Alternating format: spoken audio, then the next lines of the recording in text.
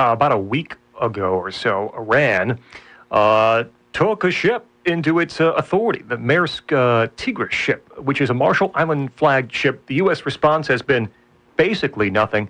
Do we not have a treaty and obligation to defend Marshall Island ships? And what, if anything, should be done about Iran's action? Yeah, we absolutely do. Marshall Islands while it's a sovereign country, we have a sworn allegiance to defend them.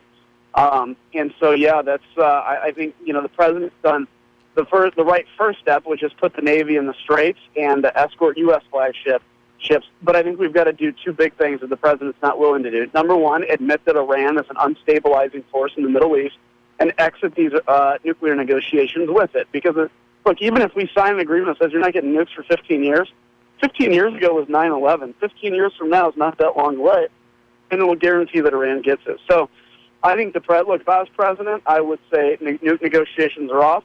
I'm putting the brunt of the United States Navy right in the straits. You will not harass any U.S., frankly, any ship for that matter.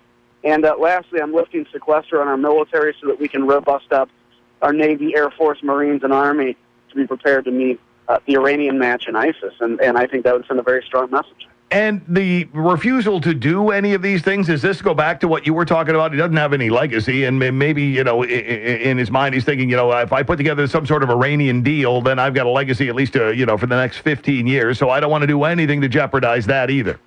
That's it. That's 115%. That's it.